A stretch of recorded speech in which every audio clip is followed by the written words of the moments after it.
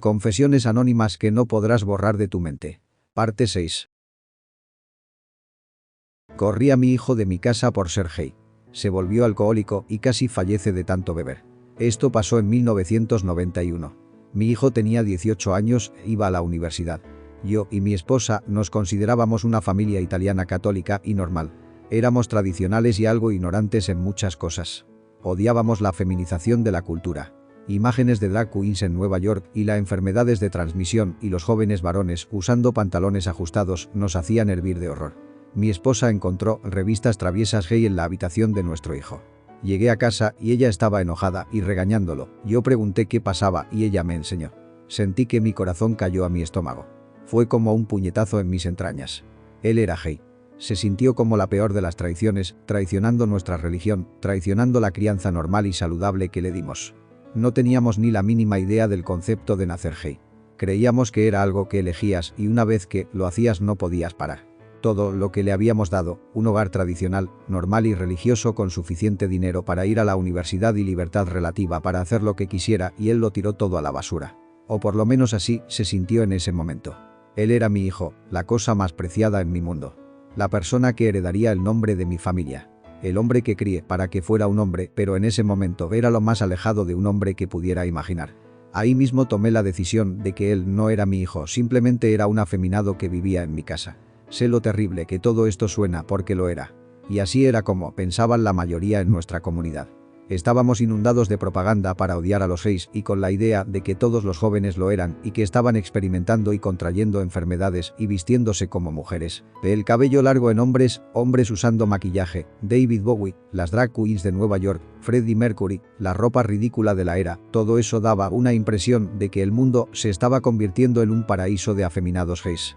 En fin, yo apenas le hablé. Mi esposa fue la que se encargó de gritarle. Yo solo me puse rojo de la cara y ni siquiera podía voltear a verlo. Ella le dijo que se largue y que vaya a vivir a Nueva York con sus amigos. Ella lo golpeó mucho y lo hizo empacar sus cosas mientras él lloraba y le dijo que se vaya. Yo y mi esposa estuvimos devastados después de eso, fuimos mucho a la iglesia. Mi esposa le contó a todos y todos estaban horrorizados con mi hijo. Recuerdo que cuando le contamos a nuestro sacerdote, quien era una persona muy agradable, puso cara de disgusto, pero cuando le dijimos que lo corrimos él nos vio a nosotros con disgusto y trató de ocultarlo un poco. Vivir sin mi hijo dolió y me hacía replantearme todo con el tiempo. Aún así lo veía como una persona inhumana. Ser gay, para mí en ese momento, era el peor pecado y lo más horrible posible como para considerar aceptarlo como una persona normal. Mi esposa y yo nos empezamos a separar en los 6 meses siguientes. Ella empezó a beber mucho. Ella ya tenía historial de alcoholismo y yo sabía lo mal que se podía poner. Fue la peor forma en que la vi nunca. Peleábamos constantemente por cosas tontas y en todo en lo que yo podía pensar era en que, cuando nuestro hijo estaba aquí nunca peleábamos. Él siempre nos clamaba. Al final me corrieron de mi propia casa. Ella simplemente me dijo que me fuera. Yo me mudé a Nueva York a vivir con mi hermano. Oficialmente nos divorciamos unos meses después. Ella falleció por un fallo hepático 7 años después. Tomé la decisión de averiguar dónde estaba mi hijo. En ese momento mi vida estaba en ruinas y me estaba cuestionando todo sobre cómo veía mi religión, mi vida y estaba horriblemente deprimido y solo. Encontrarlo fue una pesadilla, me tomó 2 semanas de llamar a albergues y preguntando por ahí y por allá si habían visto a mi hijo. Finalmente lo encontré en un apartamento. Lo vi y me disculpé y le dije que estaba muy arrepentido de haberlo corrido. Una parte de mí seguía con la misma mentalidad que antes, pero traté de alejarla para poder estar con mi hijo e ignorar lo demás. Él era un alcohólico. Lo primero que pensé cuando lo vi delgado y sudoroso fue alguna enfermedad de transmisión. Pero no, solo era la bebida. Él me contó que empezó poco después de que lo corrí y que estaba muy deprimido. Incluso sus compañeros de piso decían que tenía un problema con la bebida. Por los siguientes 3 meses pasé mucho tiempo concentrado en mantenerlo sobrio. Conocí a sus amigos quienes la mitad eran gays y trabajamos juntos para ayudarlo. Fue a una clínica de desintoxicación y pasamos muchos días emocionales juntos. No quería perderlo, incluso cuando un año antes estaba desesperado por sacarlo de mi vida. El pensamiento de que él fallezca por culpa de que lo corrimos era horrible. Incluso tomé la decisión de que si él fallecía, yo lo haría con él. Pero él se mantuvo limpio y recayó 4 meses después, y luego volvió a estar limpio otros 2 años y volvió a recaer. Luego se recuperó rápidamente. Y nunca volvió a tocar una gota otra vez. Pasar ese tiempo con mi hijo y ver cómo vivía y más importante ver cómo vivían todos esos hombres totalmente normal, me cambió como ser humano. En 1996 fui a mi primer desfile del orgullo con mi hijo para apoyarlo a él y su novio en ese entonces. Me interesé mucho en la comunidad y fui con mi hijo a visitar a sus amigos en clínicas de enfermedades de transmisión. Si en 1991 me hubieras dicho que en 1997 estaría en la situación que estaba, no te habría creído. Yo solía molestar a mi hermano discapacitado por años. Sé que esto recibirá mucho odio, y sí, me lo merezco. No estoy buscando validación ni perdón. Sé que soy una basura. Simplemente necesito sacar esto. Tengo un hermano que es 2 años mayor que yo. Él ha sufrido una condición desde niño que lo fuerza a estar en silla de ruedas. Tampoco le funcionan muy bien los brazos. Él y yo solíamos tener una buena relación hasta que yo cumplí 11 y empecé a resentir la cantidad de atención que él recibía de mis padres. Y todo el estrés que les causaba. Constantemente tenía que ayudarlo, cambiarlo y alimentarlo. Lo odiaba. Hubo unos años en que él era muy grosero con mis padres y eso aumentó mi resentimiento hacia él. Ahora me doy cuenta que no tenía derecho de juzgarlo y nunca sabré lo difícil que es la vida para él. Dejé de juntarme con él e hice más amigos en la escuela. Le contaba a mi familia toda la diversión que tenía en la escuela durante la cena para hacerlo sentir mal. Dejé de hablarle y ni siquiera notaba su presencia. Él se frustraba al punto de llorar por llamar mi atención. Hace 2 años empeoró cuando yo desconectaba el internet y la televisión a propósito cada vez que salíamos y así mi hermano se tenía que quedar sentado en su silla de ruedas sin poder hacer nada. Borraba sus películas favoritas de los discos. Me burlaba de su forma de hablar y ponía cosas fuera de su alcance. Mostraba desprecio cuando tenía que cambiarlo o bañarlo. Eso siempre lo hacía sentir mal y se disculpaba. Hice que mi propio hermano se disculpara por hacer del 2. ¿Qué demonios me pasa? Pero el santo de mi hermano nunca le dijo a mis padres. Hace 3 semanas él estaba hablándome sin parar y yo solo lo estaba ignorando. Me enojé y lo empujé al patio contra su voluntad, lo puse bajo una sombrilla y volví adentro. Me quedé dormido y me di cuenta que lo dejé afuera por 3 horas. Cuando fui por él, estaba llorando y no me miraba. Estaba humillado. Siempre me he sentido culpable por cómo he tratado a mi hermano todos estos años, pero mi ira hacia él era mayor. Pero ver esa mirada en su rostro me afectó de una forma diferente. Después de ese día dejé de molestarlo. Ni siquiera podía verlo a los ojos. Me sentía avergonzado. El domingo pasado mi hermano me dijo que estaba feliz de que yo sea su hermano y amigo. Ni siquiera pude responder. Me fui a mi cuarto a llorar. Estoy llorando mientras escribo esto. ¿En qué momento me convertí en una basura de ser humano? Tengo 17 años y él 19. Sé que no hay nada que pueda hacer para arreglar los pasados 6 años.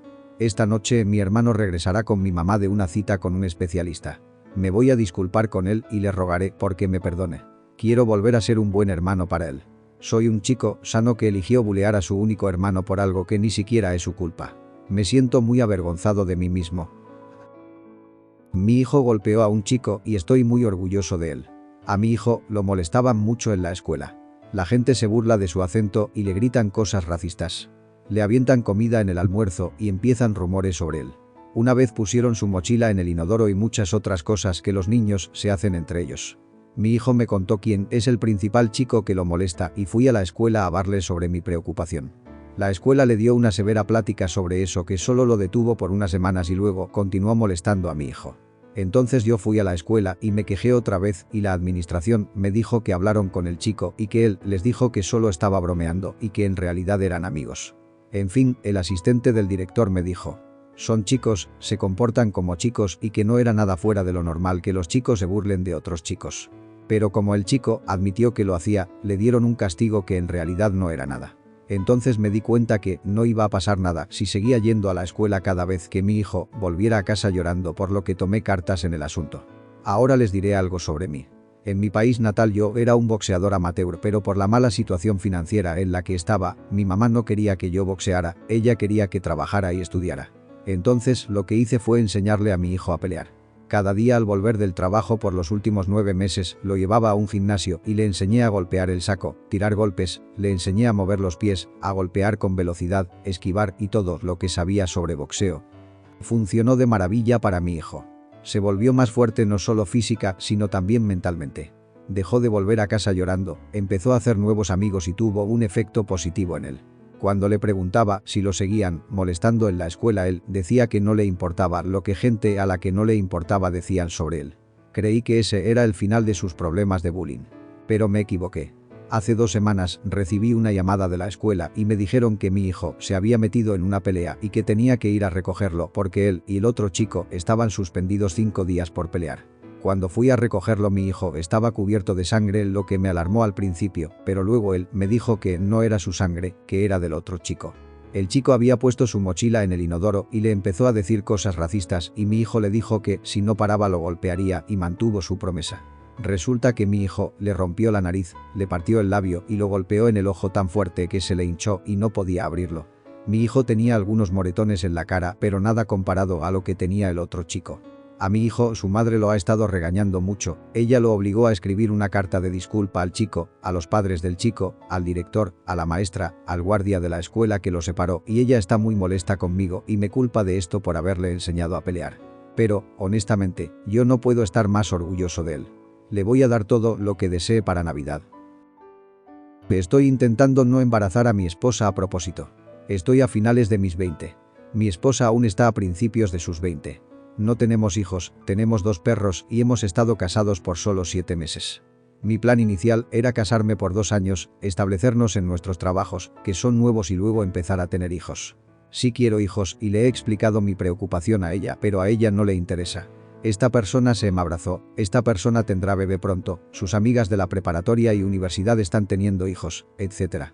Ella quiere un bebé. Salimos por 3 años antes de casarnos. Los primeros 2 era un jugueteo de puro hacer el sabroso. Mi esposa es una loca en la cama y sabe demostrarlo. Después de que nos comprometimos, bajó un poco y ella ya no era tan loca, pero aún así era bueno. Ahora que estamos casados, ya no quiere hacerlo a menos que sea para intentar tener un bebé. Si le digo, hey, hagamos el sabroso o empiezo de juguetón, ella me hace a un lado. Pero si le digo, hey, hagamos un bebé, ella vuelve al modo loca. Mi esposa es de las que creía que si un hombre se viene dentro, ella quedará embarazada sí o sí. No tenía ni idea de la ovulación, días fértiles y esas cosas. Entonces, después de que aprendió sobre eso, me pidió que descargue una aplicación y la sincronice con su periodo. Yo lo hice, pero la manipulé. Cuando ella cree que está ovulando, en realidad no lo está y la posibilidad de que quede embarazada son muy pocas. A veces le digo que sus días fértiles serán en unos días, por lo que tenemos que empezar pronto. Hacemos el sabroso como locos por 3 o 4 días seguidos y luego nada cuando ella realmente está en días fértiles. Soy una mala persona. Eventualmente le daré un bebé. Pero no pronto. Golpeé a un chico en sus joyas y le tuvieron que quitar una. Esto pasó cuando yo tenía 7 u 8 años. Era mi primer año en la primaria y junto conmigo entraron algunos amigos. Un chico en particular era un año mayor que nosotros y estaba repitiendo el primer año por alguna razón. Era de descendencia alemana, de una buena familia y era mucho más grande que todos nosotros. Él era un poco buleador, quizás porque le daba pena estar repitiendo el año. Él a veces la agarraba contra mí y algunos de mis amigos. Estoy seguro que nosotros también lo provocábamos a veces porque recuerdo que se burlaban de él por ser alemán.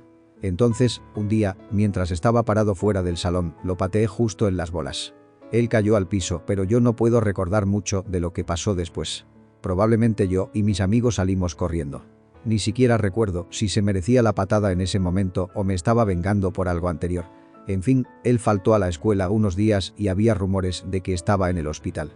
Luego me llamaron a hablar con un maestro y recuerdo que me dijo que el chico volvió a su casa y un huevo se le había inflamado del tamaño de una pelota de tenis y se lo tuvieron que quitar.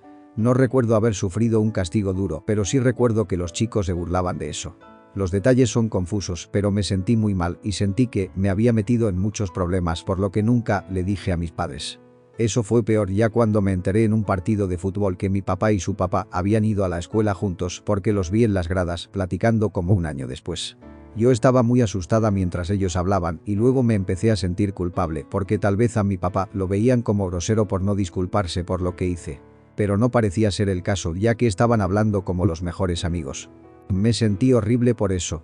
En ese entonces nunca pensé que eso podría afectarle al momento de querer tener hijos.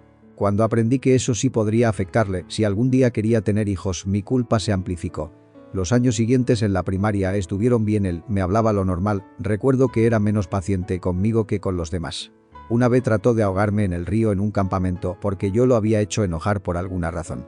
Pero la mayoría del tiempo en la primaria no hubo incidentes.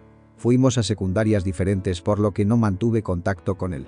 Lo vi una vez durante mi adolescencia y platicamos como por 5 minutos. Recuerdo que fue amigable y yo nunca mencioné lo que pasó. Espero que haya sido capaz de tener hijos. Lo siento, bro. También lo siento por nunca haberme disculpado. Le dije a mi mamá que se muera ya cuando estaba enferma de cáncer. Mi dulce madre falleció cuando yo tenía 9 años.